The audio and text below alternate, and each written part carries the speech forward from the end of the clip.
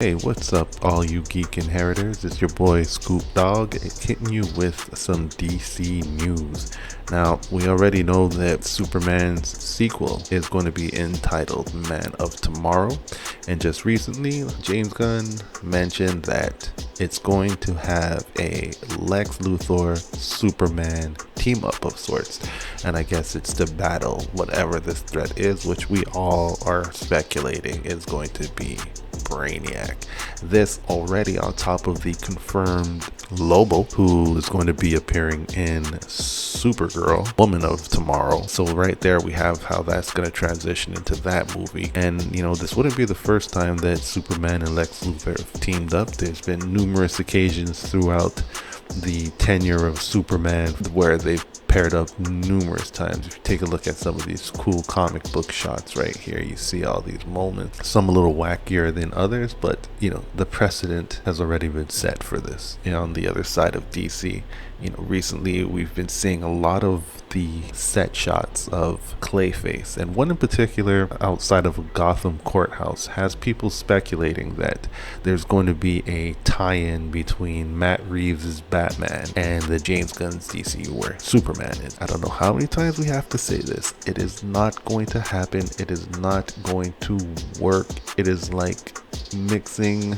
salt with Kool-Aid. It is not going to work, guys. I think if anything, we'll have similar location. Doesn't mean everything else is going to look the same, but I think just that location just might be great for it, and it is some of the similarities between these alternate realities. So just take it as that and nothing else. This does not mean that Robert Pattinson and Dave Cornsweet are going to be pairing up in a movie. And speaking of Gotham, Colin Farrell was just in an interview talking about two things. One, is there going to be a season 2 of Penguin? And two, how big is his role in the Batman 2? Both are not good news. One, he said he has a very small role in the Batman 2, but praises the script nonetheless. He said it is mind-blowing, it is captivating, and as a man who has a great track record with the scripts that he selects, I definitely take his word on this. And it's not just, I'm in the movie, I have to puff it up, I have to speak positively about this movie.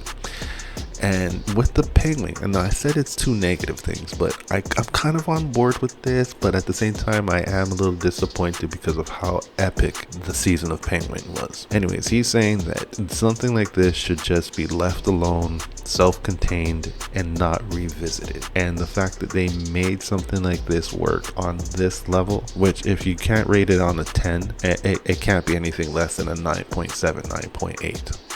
on like a global scale. Penguin was phenomenal.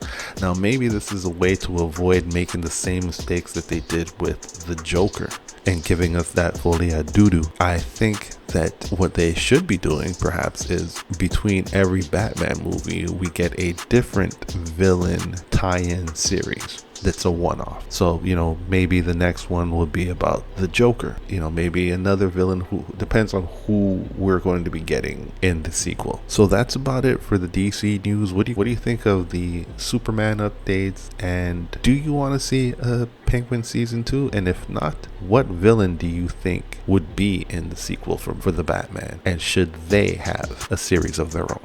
Drop a comment below, let me know your thoughts.